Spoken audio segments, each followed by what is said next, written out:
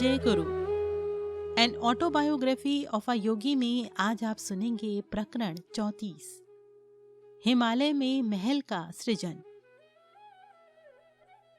बाबा जी के साथ लाहिड़ी महाशय की प्रथम भेंट एक रोमांचक कहानी है और ये उन कई कहानियों में से केवल एक है जिनसे उस मृत्युंजय महागुरु की विस्तृत झांकी मिलती है। ये उस अद्भुत कहानी को शुरू करने से पहले स्वामी केवलानंद जी के प्रस्तावना शब्द थे। पहली बार उन्होंने जब ये कहानी मुझे बताई थी तो मैं अक्षरशः मंत्र मुग्ध हो गया था। अन्य कई अवसरों पर भी मैं अपने शांत प्रकृति संस्कृत शिक्षक को ये कहानी फिर से मुझे सुनाने के लिए मना लिया करता था। बाद में श्री युक्तेश्वर जी से भी मुझे लगभग उन्हीं शब्दों में वो फिर से सुनने को मिली। लाहिड़ी महाशय के इन दोनों शिष्यों ने ये रोमांचक कहानी सीधे अपने गुरु के मुंह से सुनी थी। लाहिड़ी महाशय ने बताया था, बाबा जी के साथ मेरी पहली भेंट मेरे 33वें वर्ष में हुई थी। 1861 के शरद ऋतु में मैं दानापुर में सरकार के मिलिट्री इंजीनियरिंग विभाग में अकाउंटेंट के पद पर कार्यरत था। एक दिन सुबह ऑफिस मैनेजर ने मुझे अपने ऑफिस में बुलाया। लाहिड़ी, उन्होंने कहा, अभी अभी हमारे मुख्यालय से एक तार आया है। आपका स्थानांतरण रानीखेत कर दिया गया है, जहां सेना का एक कैंप स्थापित किया जा रहा है।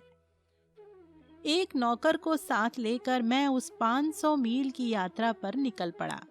घोड़े और बग्घी से यात्रा करते हुए हम लोग 30 दिन में हिमालय स्थित रानीखेत पहुंच गए। ऑफिस में मेरा काम बहुत भारी नहीं था, अतः उन भव्य पर्वतों में कई घंटों तक घूमते रहने का समय मेरे पास था। एक अफवाह मैंने सुनी कि बड़े बड़े संत उस क्षेत्र में निवास करते थे। उनके दर्शन करने की तीव्र इच्छा मेरे मन में जागी। एक दिन दोपहर में मैं पहाड़ों में यूं ही भ्रमण कर रहा था कि अचानक ऐसा लगा कि दूर कहीं से कोई मेरा नाम लेकर मुझे पुकार रहा है। मैं चौंक गया। द्रोणगिरी पर्वत पर जल्दी जल्दी चढ़ते जाना मैंने जारी रखा। ये सोचकर मन में थोड़ी सी बेचैनी अवश्य हो रही थी कि जंगल में अंधेरा छा जाने से पहले मैं वापस नहीं लौट पाऊंगा। आखिरकार एक छोटी सी खुली जगह में पहुंच गया, जिसकी दोनों ओर गुफाएं थीं। वहीं पर बाहर को निकली एक चट्टान पर एक युवक मुस्कुराते हुए स्वागतार्थ हाथ फैलाए खड़ा था। देखकर मुझे आश्चर्य हुआ कि ताम्र वर्ण केशों को छोड़कर वो दिखने में बिल्कुल मेरे जैसा ही था। लाहिड़ी, तुम आ गए, उस संत ने हिंदी में मुझसे कहा। यहां इस गुफा में आराम करो। वो मैं ही था जिसने तुम्हें पुकारा था। मैंने एक छोटी सी साफ सुथरी गुफा में प्रवेश किया, जिसमें कई ऊनी कंबल और कुछ कमंडलू रखे हुए थे। लाहिड़ी, तुम्हें वो आसन याद है? उस योगी ने एक कोने में रखे कंबल की ओर हाथ दिखाया। नहीं महाराज, अपनी इस साहसिक यात्रा की विचित्रता पर मैं कुछ हक्का बक्का सा हो रहा था। मैंने आगे कहा, अब मुझे अंधेरा होने के पहले निकलना होगा, सुबह ऑफिस में काम है। उस रहस्यमय संत ने अंग्रेजी में उत्तर दिया, the office was brought for you and not you for the office. Office को तुम्हारे लिए लाया गया है, तुम्हें ऑफिस के लिए नहीं। मैं अवाक रह गया कि ये वनवासी तपस्वी न केवल अंग्रेजी बोलता है, बल्कि ईसा मसीह के शब्दों का अर्थ भी इसके शब्दों में ध्वनित हो रहा है। मैं देख रहा हूं कि मेरे तार ने अपना काम किया है। योगी की इस टिप्पणी का अर्थ मेरी समझ में नहीं आया। मैंने उनसे इसका अर्थ पूछा। मैं उस तार की बात कर रहा हूँ जिसके कारण तुम इस निर्जन प्रदेश में पहुंच गए हो। मैंने ही तुम्हारे वरिष्ठ अधिकारी के मन को गुप्त रूप से ये सुझाव दिया था कि तुम्हारा स्थानांतरण रानी खेत कर दिया जाए। जब कोई मनुष्य मानव मात्र के साथ एकता अनुभव करता है, तब उसके लिए सभी मानव मन संचार केंद्र बन जाते हैं और वो उनके माध्यम से अपनी इच्छा के अनुसार कार्य कर सकता है। फिर उन्होंने कहा, लाहिड़ी, निश्चय ही ये गुफा तो तुम्हें सुपरिचित प्रतीत होती होगी। जब मैं हतप्रद होकर चुपचाप खड़ा रहा तो उस संत ने मेरे पास आकर मेरे माथे पर धीरे से आघात किया। उनके चुंबकीय स्पर्श से मेरे दिमाग में एक अद्भुत प्रवाह बह पड़ा, जिसने मेरे पूर्व जन्म की मधुर स्मृतियां जगा दी। मुझे याद आ गया। आनंद के आवेग से मेरा कंठ अवरुद्ध सा हो गया। आप मेरे गुरु बाबा जी हैं, जो सदा ही मेरे रहे हैं। अतीत के दृश्य मेरे मन में स्पष्टता के साथ उभर रहे हैं। यहाँ इसी गुफा में मैंने अपने पिछले जन्म के कई वर्ष बिताए थे। वर्णनातीत स्मृतियों से भाव विभोर होकर मैंने अश्रुपात करते हुए अपने गुरुदेव के चरणों का आलिंगन किया। 3 दशकों से भी अधिक समय से मैं तुम्हारे लौट आने की प्रतीक्षा कर रहा हूँ। स्वर्गीय प्रेम से बाबा जी की आवाज झंकृत हो रही थी। तुम निकल गए और मृत्योपरांत जीवन की प्रचंड लहरों में खो गए। तुम्हारे कर्मों की जादुई छड़ी ने तुम्हारा स्पर्श किया और तुम चले गए। तुम्हारी दृष्टि मुझसे हट गई, पर मेरी दृष्टि से तुम कभी ओझल नहीं हुए। उस सूक्ष्म ज्योति सागर में भी मैं तुम्हारे पीछे था, जहाँ तेजस्वी देवता विचरते हैं। अपने बच्चे की रक्षा करने वाले पक्षी की तरह मैं अंधकार, तूफान, उथल पुथल और प्रकाश में सतत तुम्हारे पीछे पीछे चलता रहा। जब तुम मानव गर्भावस्था में थे और जब शिशु रूप में तुमने जन्म लिया, तब भी मेरी दृष्टि लगातार तुम पर लगी हुई थी। जब तुम घुर्नी की नदी में अपने नन्हे शरीर को पद्मासन में स्थिर कर बालू से ढक लेते थे, तब भी अदृश्य रूप से मैं वहां उपस्थित रहता था। महीनों पर महीने और वर्षों पर वर्ष इसी शुभ दिन की प्रतीक्षा करता हुआ मैं तुम पर दृष्टि रखता आया हूं। अब तुम मेरे पास आ गए हो। ये रही तुम्हारी गुफा, जो तुम्हें कभी इतनी प्रिय थी। मैंने तुम्हारे लिए सदा इसे साफ सुथरी तैयार रखा है। ये रहा तुम्हारा पवित्र कंबल आसन, जिस पर बैठकर तुम प्रतिदिन अपने विस्तारित होते हृदय में भगवान को भर लेते थे। ये रहा तुम्हारा कटोरा, जिससे तुम मेरे बनाए हुए अमृत का पान करते थे। देखो, इस पीतल के कटोरे को मैंने कैसा चमका कर रखा है, ताकि किसी दिन फिर से तुम इसका उपयोग कर सको। मेरे अपने पुत्र, क्या अब तुम्हारी समझ में आ गया?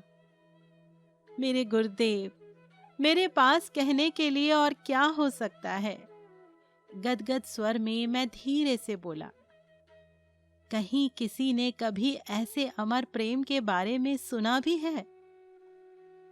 मैं अपने शाश्वत धन, जीवन एवं मरण में अपने साथ रहने वाले अपने गुरु की ओर आनंद विभोर होकर लंबे समय तक देखता रहा। लाहिड़ी, तुम्हारी शुद्धि आवश्यक है। इस कटोरे में रखा तेल पी लो और जाकर नदी किनारे लेटे रहो। इस बात की स्मृति मन में जागते ही मेरे होठों पर एक क्षण के लिए मुस्कुराहट आ गई कि बाबा जी की व्यवहारिकता सदैव सर्वोपरि रहती थी। मैंने उनके निर्देशों का पालन किया। हिमालय की अति ठंडी रात गहरी होनी शुरू हो गई थी, फिर भी मेरे भीतर एक सुखद उष्णता फैल रही थी। मुझे आश्चर्य हुआ, क्या उस अज्ञात तेल में दिव्य उष्णता का कोई गुण था? अंधकार में चारों ओर से बर्फीली हवाएं मुझे थपेड़े मार मार कर चीखती हुई भयंकर रूप से ललकार रही थीं। पथरीले किनारे पर सीधे लेटे मेरे शरीर से गगास नदी की लहरें बार बार टकराने लगीं। आसपास बाघों की गर्जना सुनाई दे रही थी, पर मेरा हृदय भय से पूर्ण मुक्त था। मुझ में उत्पन्न होती जा रही नवजात शक्ति मुझे अभेद्य सुरक्षा के प्रति आश्वस्त कर रही थी। कई घंटे बड़ी तेजी से बीत गए। गत जन्म की अस्पष्ट स्मृतियां अपने गुरु के साथ पुनर्मिलन के मेरे वर्तमान उज्जवल विचारों में घुलने मिलने लगीं। किसी के निकट आने की आहट से एकांत में पड़े पड़े चल रही मेरी विचारधारा भंग हो गई। अंधेरे में एक आदमी के हाथ ने मुझे खड़ा होने में सहायता दी और कुछ सूखे वस्त्र दिए। आओ बंधु, उस आदमी ने कहा, गुरुदेव तुम्हारी प्रतीक्षा कर रहे हैं। जंगल में मुझे रास्ता दिखाता हुआ वो मेरे आगे आगे चलने लगा। जब हम अपने रास्ते के एक मोड़ पर पहुंचे, तब अचानक दूर दिखाई देने वाले एक स्थिर प्रकाश से रात में उजाला हो गया। क्या सूर्योदय हो रहा है? मैंने पूछा। पूरी रात तो अवश्य ही नहीं बीती है। मध्य रात्रि का समय है, मेरा मार्गदर्शक मृदुल हंसी हंसते हुए बोला। वहां दूर जो प्रकाश दिख रहा है वो एक स्वर्ण महल की आभा है, जिसका सृजन अद्वितीय महागुरु बाबा जी ने आज रात किया है। सुदूर अतीत में कभी तुमने महल के सौंदर्य का आनंद लेने की इच्छा व्यक्त की थी। हमारे गुरुदेव आज तुम्हारी वो इच्छा पूरी कर तुम्हें अपने कर्मों के आखिरी बंधन से मुक्त कर रहे हैं। फिर उसने कहा, वो भव्य महल आज रात तुम्हारी क्रिया योग दीक्षा का साक्षी बनेगा। यहाँ के तुम्हारे सब भाई तुम्हारे वनवास की समाप्ति पर आनंद मनाते हुए तुम्हारा स्वागत कर रहे हैं। देखो, हमारे सामने दैदीप्यमान स्वर्ण का एक विशाल महल खड़ा था। अगणित रत्न उसमें जड़े थे। कला कौशल पूर्ण सुंदर उद्यानों के बीच खड़े उस महल का शांत जलाशयों में पड़ता प्रतिबिंब अभूतपूर्व दृश्य प्रस्तुत कर रहा था। रास्ते में ऊंची ऊंची कमानों में अत्यंत सुंदर बारीक नक्काशी में अमूल्य हीरे, माणिक, पन्ने और तरह तरह के रत्न जड़े हुए थे। उज्ज्वल माणिकों की लाल लाल आभा से दैदीप्यमान लगते द्वारों पर देवताओं जैसे दिखने वाले दिव्य कांतिमान पुरुष खड़े किए गए थे। अपने साथी के पीछे पीछे मैं एक प्रशस्त दीवान खाने में पहुंचा। धूप और गुलाबों की सुगंध से वहां का वातावरण महक रहा था। मंद दीपों का रंग बिरंगी प्रकाश फैला हुआ था। वहां भक्तों की छोटी छोटी मंडलियां बैठी हुई थीं, जिनमें कुछ भक्त गौर वर्ण थे तो कुछ श्यामल वर्ण। उनमें से कुछ धीमे स्वर में मंत्रोच्चारण कर रहे थे तो कुछ आंतरिक शांति में मग्न होकर चुपचाप ध्यानस्थ बैठे हुए थे। समस्त वातावरण आनंद से भरा हुआ था। ये सब देखकर मेरे मुंह से कुछ आश्चर्योद्गार फूट पड़े, जिन्हें सुनकर मेरे साथी ने सहानुभूतिपूर्ण मुस्कुराहट के साथ कहा, देख लो, अपनी आंखों को तृप्त कर लो। इस महल की कलाकृति की भव्यता का पूरा पूरा आनंद लो, क्योंकि केवल तुम्हारे सम्मान में ही इसका सृजन किया गया है। मैंने कहा, बंधु, इस महल का सौंदर्य मानव कल्पना से परे है। कृपा करके इसकी उत्पत्ति का रहस्य मुझे समझाओ। उसकी काली आंखें ज्ञान के तेज से चमक उठीं। उसने कहा, मैं सहज तुम्हें सब कुछ समझा दूंगा। इस महल के प्रकटीकरण में समझ में न आने वाली कोई बात ही नहीं है। सारा ब्रह्मांड विधाता के विचार का मूर्त रूप है।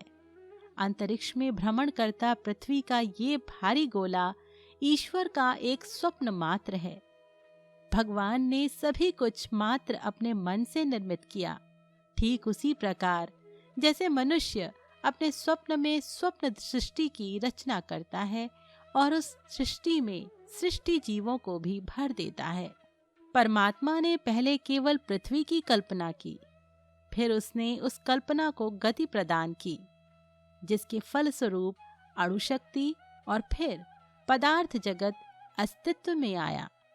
तत्पश्चात उसने पृथ्वी के अणुओं को एकत्रित किया और ठोस गोला बनाया। इस गोले के सारे अणु ईश्वर की इच्छा शक्ति से ही एकत्रित हुए हैं। जब भगवान अपनी इच्छा शक्ति को वापस निकाल लेंगे, तब पृथ्वी के सारे अणु ऊर्जा में रूपांतरित हो जाएंगे। वो आणविक ऊर्जा अपने मूल स्रोत चैतन्य में वापस चली जाएगी। पृथ्वी की कल्पना अपना मूर्त रूप छोड़कर अमूर्त हो जाएगी। स्वप्नकर्ता के अवचेतन विचार से ही स्वप्न सृष्टि मूर्त रूप धारण करके रहती है। जागृतावस्था में जब वो एकत्रित पकड़ रखने वाला विचार वापस खींच लिया जाता है, तो स्वप्न और उस स्वप्न के तत्व विलीन हो जाते हैं। मनुष्य आंखें बंद कर स्वप्न सृष्टि खड़ी कर लेता है, जो जागने पर वो बिना किसी प्रयास के विसर्जित कर देता है। वो मूल ईश्वरीय प्रारूप का ही अनुकरण करता है। इसी प्रकार जब वो ब्रह्म चैतन्य में जागता है, तो इस ब्रह्म स्वप्न सृष्टि के भ्रम को अनायास ही विसर्जित कर देता है। परमात्मा की अनंत सर्वार्थ साधक इच्छा शक्ति के साथ एक होने के कारण बाबा जी मूलभूत अणु परमाणुओं को एकत्रित कर कोई भी आकार धारण करने की आज्ञा दे सकते हैं। क्षण भर में मूर्त रूप दिया गया ये स्वर्ण महल उतना ही वास्तविक है जितनी वास्तविक ये पृथ्वी है। बाबा जी ने उसी प्रकार इस महल का सृजन अपने मन से किया है और अपनी इच्छा शक्ति से उसके अणुओं को एकत्रित कर पकड़ रखा है। जिस प्रकार ईश्वर के विचार ने पृथ्वी का सृजन किया और उसकी इच्छा शक्ति इसके अस्तित्व को बनाए हुए है। फिर उसने कहा, जब इस महल की निर्मिति का उद्देश्य पूरा हो जाएगा, तब बाबा जी उसे विसर्जित कर देंगे। जब मैं विस्मय और आदर से अवाक रहा, तो मेरे उस साथी ने महल की ओर हाथ दिखाते हुए कहा, नाना प्रकार के रत्नों से सजाया हुआ ये जगमगाता महल मानव प्रयासों से निर्मित नहीं हुआ है। इसका सोना और जवाहरात परिश्रम पूर्वक खानों से नहीं निकाला गया है। ये विशाल महल मानव के समक्ष विशाल चुनौती के रूप में खड़ा है। जो कोई भी अपने को ईश्वर के पुत्र के रूप में पहचान लेगा, जैसे बाबा जी ने अपने को पहचान लिया है, वो अपने अंदर छिपी अनंत शक्तियों के द्वारा कोई भी लक्ष्य प्राप्त कर सकता है। सामान्य पत्थर में भी विराट परमाणविक शक्तियां छिपी हुई हैं। उसी प्रकार क्षुद्रतम मर्त्य मानव भी ईश्वरीय शक्तियों का भंडार है।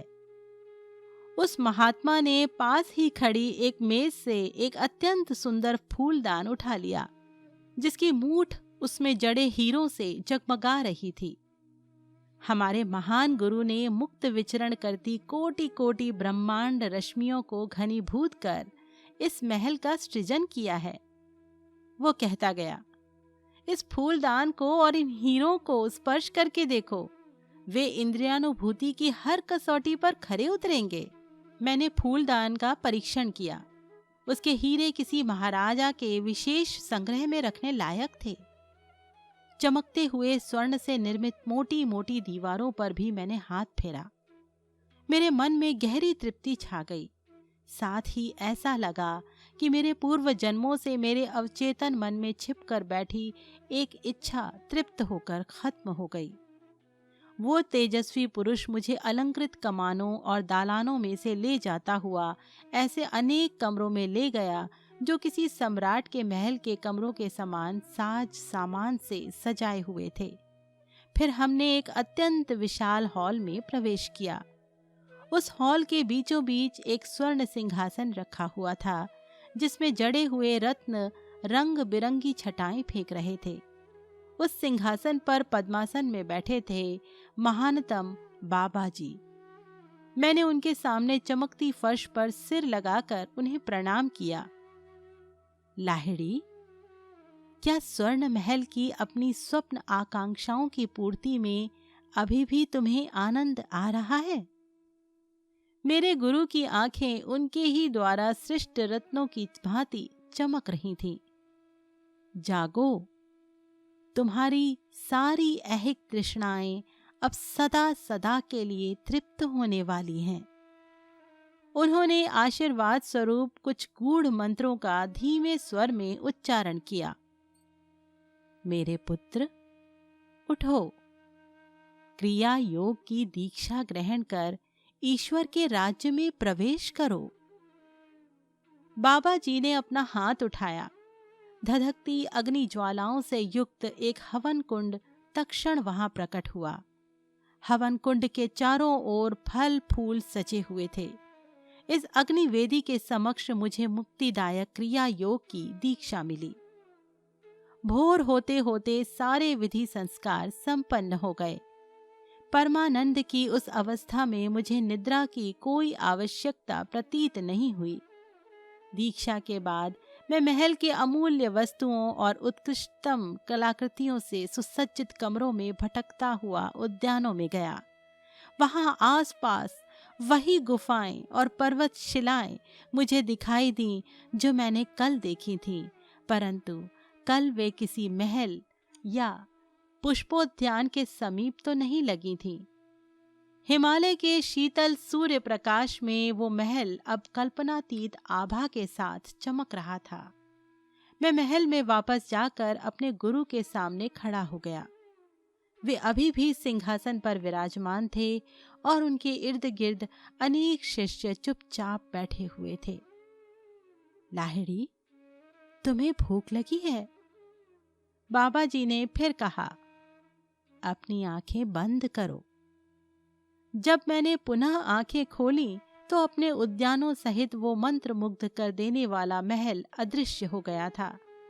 मैं, बाबा जी और उनके सभी शिष्य अब केवल भूमि पर ठीक उसी स्थान पर बैठे हुए थे जहां थोड़ी देर पहले तक वो अद्भुत महल खड़ा था। ये स्थान सूर्य प्रकाश में स्पष्ट दिखते गुफाओं के प्रवेश द्वारों से दूर नहीं था। मुझे याद आया कि मेरे उस पथ प्रदर्शक ने मुझे बताया था कि महल विसर्जित कर दिया जाएगा। उसमें पकड़कर रखे हुए सब अणु परमाणुओं को मुक्त कर उनके मूल विचार स्वरूपों में विलीन कर दिया जाएगा जहां से वे आए थे। मैं स्तंभित हो गया था, फिर भी मैंने पूर्ण विश्वास के साथ अपने गुरु की ओर देखा। चमत्कारों से भरे इस दिन आगे क्या होने वाला है मालूम नहीं था। जिस उद्देश्य के लिए महल का सृजन किया गया था वो उद्देश्य पूरा हो चुका है, बाबा जी ने स्पष्ट किया। उन्होंने भूमि से एक हांडी उठाई। इस पर अपना हाथ रखो और जो भी खाने की तुम्हारी इच्छा होगी वो इसमें से निकाल लो। मैंने उस चौड़ी खाली हांडी का स्पर्श किया। घी में तली गरम गरम पूरियां, रसेदार भाजी और मिठाइयां उसमें प्रकट हो गईं। जैसे जैसे मैं खाता जा रहा था, मैंने देखा कि हांडी सदा वैसी की वैसी भरी ही रहती थी। जब भोजन पूरा हो गया तो मैं पानी के लिए इधर उधर देखने लगा। मेरे गुरु ने मेरे सामने रखी हांडी की ओर इशारा किया। सारे खाद्य पदार्थ उसमें से गायब हो गए थे। उनके स्थान पर अब शुद्ध निर्मल जल उसमें दिखाई दे रहा था। बहुत ही थोड़े मर्त्य मानवों को ये ज्ञात है कि ईश्वर के राज्य में ऐहिक परिपूर्तियां भी सम्मिलित हैं। बहुत ही थोड़े मर्त्य मानवों को ये ज्ञात है कि ईश्वर के राज्य में ऐहिक परिपूर्तियां भी सम्मिलित हैं। बाबा जी ने कहा, दैवी जगत की सत्ता इहलोक में भी चलती है, परंतु इहलोक का स्वरूप ही भ्रमात्मक होने के कारण उसमें सत्य के दैवी तत्व का अभाव है। परम प्रिय गुरुदेव, गत रात्रि को आपने मेरे लिए पृथ्वी पर स्वर्ग के सौंदर्य को प्रकट किया। अदृश्य हुए महल की स्मृति में मैं मुस्कुराने लगा। निश्चय ही किसी साधारण योगी ने ब्रह्म के श्रद्धास्पद गूढ़ तत्वों की खोज का आरंभ इतनी विलास ऐश्वर्यपूर्ण परिस्थितियों में नहीं किया होगा। अब उसके पूर्णतः विपरीत दिखने वाले दृश्य को मैं शांत दृष्टि से निहारने लगा। नीचे सूखी सख्त भूमि, ऊपर आकाश की छत, सामने आदिकालीन स्तर का आसरा प्रदान करती गुफाएं, सब कुछ मेरे चारों ओर बैठे दिव्य संतों के योग्य रमणीय नैसर्गिक परिस्थितिगत लग रहा था। उस दिन दोपहर को मैं पिछले जन्म की दैवी उपलब्धियों से पुनीत हुए अपने कंबल पर बैठा। मेरे ईश्वर तुल्य गुरु मेरे पास आए और उन्होंने मेरे सिर पर हाथ फेरा। मैं निर्विकल्प समाधि में पहुंच गया और 7 दिन तक उसी परमानंद की अखंड अवस्था में रहा। आत्मज्ञान के एक के बाद एक आने वाले स्तरों को पार करते हुए मैंने अंतिम अक्षय सत्य की अनुभूति कर ली। माया के सभी बंधन टूटकर गिर गए और मेरी आत्मा परमात्मा की वेदी पर पूर्ण रूप से प्रतिष्ठापित हो गई। 8वें दिन मैं अपने गुरु के चरणों में लौट गया और मुझे इस पवित्र वन में सदा अपने पास ही रखने का उनसे अनुरोध करने लगा। बाबा जी ने मुझे अपने आलिंगन पाश में बांधते हुए कहा, मेरे पुत्र, इस जन्म में तुम्हें जन साधारण की आंखों के सामने ही अपनी भूमिका निभानी है। इस जन्म से पूर्व अनेक जन्मों में निर्जन प्रदेशों में तपस्या कर तुम धन्य हो चुके हो। अब तुम्हें मनुष्यों के संसार में जाकर उनमें मिल जाना होगा। इस बात के पीछे एक गहरा उद्देश्य था कि इस जन्म में तुम विवाह कर गृहस्थ बनने और परिवार एवं पारिवारिक उत्तरदायित्वों से घिर जाने से पहले मुझसे नहीं मिले। हिमालय में हमारी इस गुप्त मंडली में शामिल होने का विचार तुम्हें त्यागना ही पड़ेगा। तुम्हारा जीवन आदर्श गृहस्थ योगी का उदाहरण बनकर शहरों की भीड़ भाड़ के बीच रहने के लिए है। वे आगे कहते गए, व्याकुल संसारी नर नारियों का आर्तनाद महापुरुषों के कानों से टकराकर अनसुना नहीं हो गया। तुम्हें सच्चे जिज्ञासुओं को क्रिया योग के माध्यम से आध्यात्मिक दिलासा देने के लिए चुना गया है। पारिवारिक बंधनों और भारी सांसारिक कर्तव्यों से दबे लक्ष लोगों को उनके समान ही गृहस्थ जीवन व्यतीत करने वाले तुमसे नई हिम्मत मिलेगी। ये समझने में तुम्हें उनकी सहायता करनी होगी कि उच्चतम यौगिक उपलब्धियां गृहस्थों के लिए दुष्प्राप्य नहीं हैं। संसार में रहकर भी जो योगी व्यक्तिगत स्वार्थ और आसक्तियों को त्याग कर पूर्ण निष्ठा के साथ अपने कर्तव्यों का निर्वाह करता है, वो ब्रह्म ज्ञान प्राप्ति के सुनिश्चित मार्ग पर ही चल रहा होता है। तुम्हारे लिए संसार को त्यागने की कोई आवश्यकता नहीं है, क्योंकि आंतरिक स्तर पर तुमने पहले ही इसके प्रत्येक कर्म बंधन को तोड़ दिया है। इस संसार के ना होते हुए भी तुम्हें उसी में रहना है। अभी कई वर्षों तक तुम्हें पूर्ण अंतःकरण पूर्वक अपने पारिवारिक, व्यवसायिक, नागरिक और आध्यात्मिक कर्तव्यों को पूरा करना है।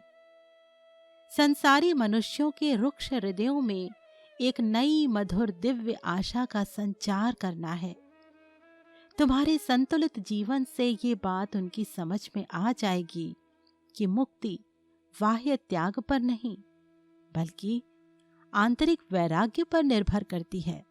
जब मैं हिमालय के उच्च निर्जन प्रदेश में अपने गुरु की बातें सुन रहा था, तब मेरा परिवार, ऑफिस, संसार कितना सुदूर लग रहा था। फिर भी उनके शब्दों में वज्र सत्य तो था ही। अतः विवश होकर मुझे शांति के उस स्वर्ग को छोड़कर जाने की बात माननी ही पड़ी। गुरु से शिष्य को योग विद्या के दिए जाने के संबंध में बाबा जी ने मुझे प्राचीन कठोर नियमों का ज्ञान कराया। उन्होंने कहा, केवल योग्य शिष्यों को ही क्रिया की ये कुंजी देना। ध्यान के विज्ञान द्वारा जीवन के अंतिम रहस्यों का पता लगाने के लिए केवल वही योग्य है जो ईश्वर की खोज में अन्य सब कुछ त्याग देने का संकल्प करता है। दयामय गुरुदेव, विलुप्त हुई क्रिया योग विद्या का पुनरुद्धार कर आपने पहले ही मानव जाति पर इतनी बड़ी कृपा की है। अब शिष्यत्व की कठोर आवश्यकताओं को शिथिल करके क्या और थोड़ी कृपा नहीं करेंगे? मैं अनुनय पूर्वक बाबा जी की ओर देखता रहा। मेरी आपसे प्रार्थना है कि आप मुझे सभी सच्चे जिज्ञासुओं को क्रिया योग सिखाने की अनुमति प्रदान करें। भले ही वे प्रारंभ में पूर्ण आंतरिक वैराग्य की प्रतिज्ञा ना कर पाएं। संसार के त्रिविध तापों से त्रस्त नर नारियों को विशेष प्रोत्साहन देने की आवश्यकता है। यदि क्रिया दीक्षा से उन्हें वंचित रखा जाए तो शायद वे कभी मुक्ति के मार्ग पर चलने का प्रयास ही ना करें। तथास्तु, तुम्हारे माध्यम से ईश्वरीय इच्छा प्रकट हुई है। जो भी विनम्रता के साथ तुमसे सहायता की याचना करे, उन सब को क्रिया दे दो। करुणामय गुरुदेव ने कहा। थोड़ी देर मौन रहकर बाबा जी ने कहा, अपने प्रत्येक शिष्य को भगवत गीता का वो अमर वचन अवश्य बताना, स्वल्पमस्य धर्मस्य त्रायते महतो भयात्, अर्थात इस धर्म का थोड़ा सा भी साधन जन्म मृत्यु के चक्र में निहित महान भय से तुम्हारी रक्षा करेगा। दूसरे दिन प्रातःकाल जब मैं विदा लेने के लिए गुरुदेव के चरणों में प्रणाम कर रहा था, तब उन्हें छोड़कर जाने में मेरी गहरी अनिच्छा को उन्होंने भांप लिया। हम लोगों के लिए कोई वियोग नहीं है प्रिय वत्स।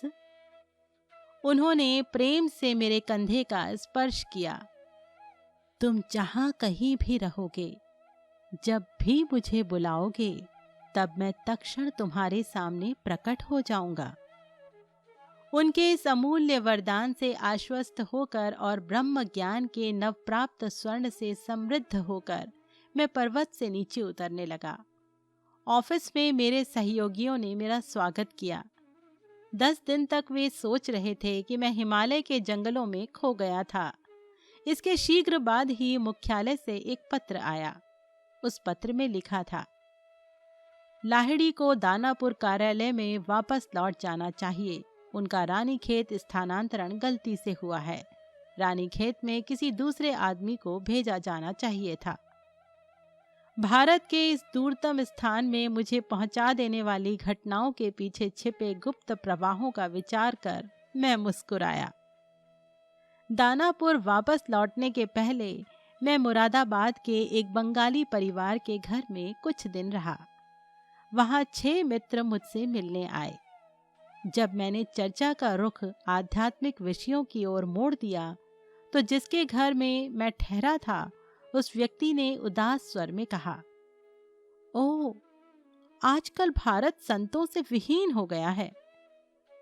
मैंने जोर से उसका विरोध किया। बाबू, अभी भी इस भूमि में महान संत विद्यमान हैं। आध्यात्मिक उत्साह के कारण हिमालय के अपने चमत्कारपूर्ण अनुभवों का वर्णन करने की उत्कट प्रेरणा मेरे मन में जाग गई। मित्र मंडली ने विनम्रता पूर्वक अविश्वास व्यक्त किया। उनमें से एक ने सांत्वना के स्वर में कहा, लाहिड़ी, पर्वतों की विरल हवा में तुम्हारे मस्तिष्क पर दबाव पड़ा है। तुमने अभी जो बताया है वो कोई दिवा स्वप्न है। सच्चाई के जोश में मैंने बिना सोचे समझे बोल दिया, यदि मैं अपने गुरु को पुकारूं तो वे अभी इसी घर में प्रकट हो जाएंगे। सबकी आंखें कौतूहल से चमक उठी। इसमें कोई आश्चर्य नहीं था कि वे सब ऐसी किसी घटना को देखने के लिए उत्सुक थे।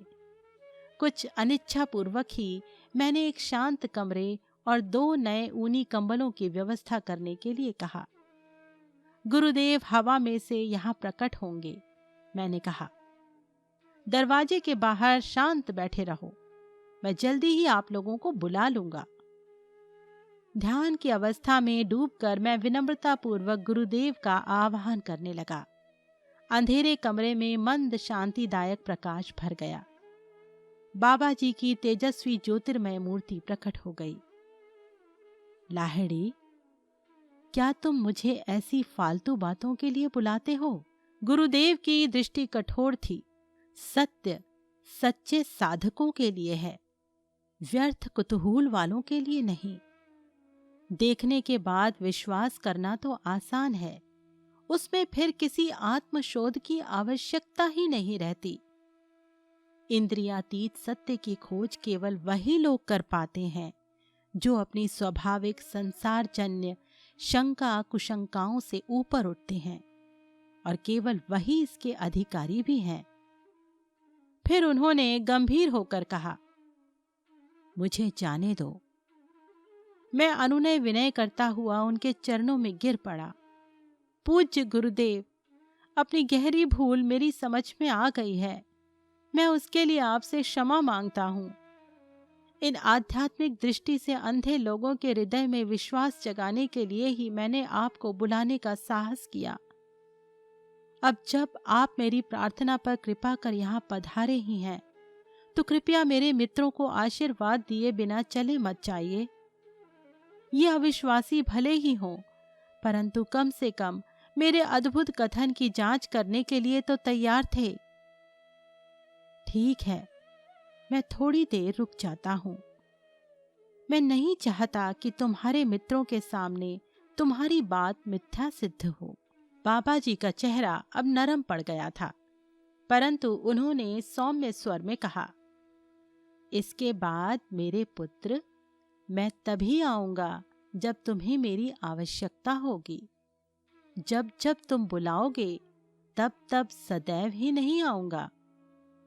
जब मैंने दरवाजा खोला तब बाहर बैठी छोटी सी मंडली में तनावपूर्ण सन्नाटा छाया हुआ था। मेरे मित्र कंबल के आसन पर विराजमान ज्योतिर्मय मूर्ति की ओर ऐसे देख रहे थे मानो उन्हें अपनी आंखों पर विश्वास ही नहीं हो रहा हो। ये सामूहिक सम्मोहन है। एक आदमी उद्धत भाव से हंसा। हमें पता चले बिना कोई भी इस कमरे में नहीं जा सकता था। बाबा जी मुस्कुराते हुए आगे बढ़े और उनमें से प्रत्येक को आकर अपने उष्ण ठोस शरीर का स्पर्श करके देखने के लिए उन्होंने इशारा किया। सारे संदेह मिट गए। मेरे मित्रों ने पश्चाताप, विदग्ध श्रद्धा और आदर के साथ उनके चरणों में साष्टांग प्रणाम किया। हलवा बनाया जाए, बाबा जी ने कहा। मैं समझ गया कि उन लोगों को अपने स्थूल शरीर की वास्तविकता का और अधिक विश्वास दिलाने के लिए ही बाबा जी ने वो आदेश दिया था। जब तक हलवा तैयार हो रहा था, महागुरु विनम्रता के साथ बातें करते रहे। उन संशयात्माओं का दृढ़ भक्तों में रूपांतरण देखते ही बनता था। हलवा खाने के बाद बाबा जी ने हम सबको एक एक कर आशीर्वाद दिया। अचानक प्रकाश कौंधा। हम सब ने बाबा जी के शरीर के विद्युत तत्वों को पल भर में रसायन विकर्षित होकर फैलते जाते वाष्पमय प्रकाश में परिवर्तित होते देखा। महागुरु की ईश्वर के साथ एक रूप हुई इच्छा शक्ति ने उनके शरीर के रूप में एकत्रित पकड़ रखे आकाश तत्व के अणुओं पर अपनी पकड़ ढीली कर दी और उसी के साथ कोट्यवधि प्राण कणिकाओं के स्फुलिंग अनंत ब्रह्म सागर में विलीन हो गए। स्वयं अपनी आंखों से आज मैंने मृत्यु पर विजय पाने वाले को देख लिया। उस मंडली में से मैत्र नामक एक व्यक्ति ने अत्यंत श्रद्धा के साथ कहा। नव जागृति के आनंद से उनका चेहरा ही बदल गया था। परम गुरु देश और काल के साथ ऐसा खिलवाड़ कर गए जैसे कोई बच्चा पानी के बुलबुलों के साथ खेलता है। मैंने ऐसे पुरुष का दर्शन कर लिया जिनके हाथ में स्वर्ग और पृथ्वी की कुंजियां हैं। लाहिड़ी महाशय ने अंत में कहा था। इसके बाद शीघ्र ही मैं दानापुर चला गया। परम तत्व में दृढ़ता के साथ स्थिर होकर मैंने पुनः गृहस्थ के बहुविध पारिवारिक एवं व्यावसायिक दायित्वों को अंगीकार कर लिया। लाहिड़ी महाशय ने स्वामी केवलानंद जी और स्वामी श्री युक्तेश्वर जी को बाबा जी के साथ अपनी एक और भेंट की कहानी भी बताई थी। वो अवसर उन अनेक अवसरों में से एक था जब परम गुरु ने अपना वचन निभाया था कि मैं तभी आऊंगा जब तुम्हें मेरी आवश्यकता होगी। घटना स्थल था इलाहाबाद का एक कुंभ मेला। लाहिड़ी महाशय ने अपने शिष्यों को बताया था। ऑफिस के थोड़े दिनों की छुट्टियों में मैं वहां गया था। कुंभ मेले में सम्मिलित होने के लिए दूर दूर से आए साधु सन्यासियों के बीच मैं घूम रहा था। तभी मेरी दृष्टि भस्म रमाए हाथ में भिक्षा पात्र लिए एक साधु पर पड़ी। तुरंत ही मेरे मन में विचार उठा कि वो साधु पाखंडी है, जिसने वैराग्य के बाह्य चिन्ह तो धारण कर रखे हैं, पर अंतर में उन चिन्हों से संबंधित चारुता नहीं है।